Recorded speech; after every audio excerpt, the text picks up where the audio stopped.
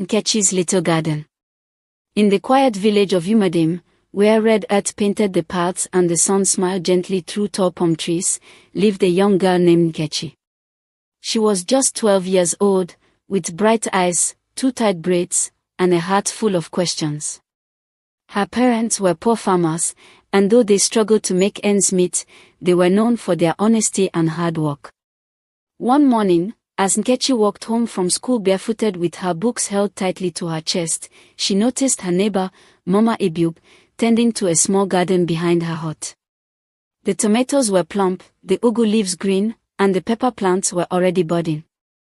Curious, Nkechi stopped. Mama Ebiub, how did your garden grow so fast? It wasn't like this last week. The old woman chuckled softly, wiping her brow with the edge of her wrapper.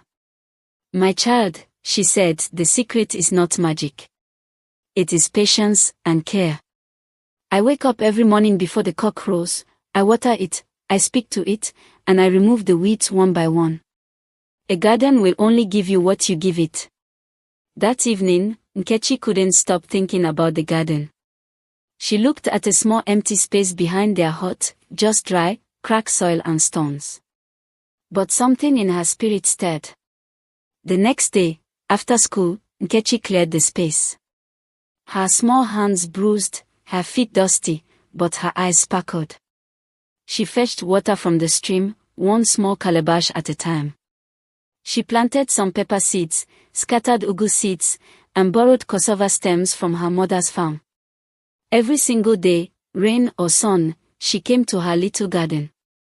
Her classmates laughed. Some villagers mocked her. Oh, see this small girl, oh. Is she now a farmer? But Nkechi didn't stop. Weeks passed. The first green leaves showed. Then came the pepper buds. Then the cassava stems began to flourish. Slowly, the small patch behind her house transformed into a lush mini farm. One day, her mother fell sick, and there was no money to buy pepper or vegetables in the market. Nkechi quietly went to her garden, plucked enough for the soup, and cooked. The aroma spread through the compound.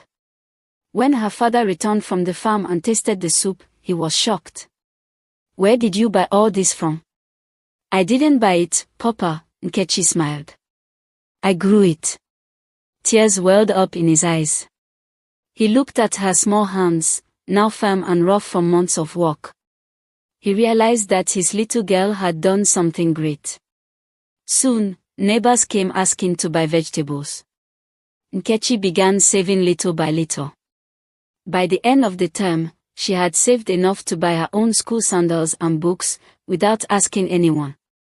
Moral lessons. 1. Start with what you have, no effort is too small. 2. Consistency and patience bring great rewards. 3. Children, too, can make a difference if encouraged. 4. Don't mock small beginnings, they often lead to big blessings.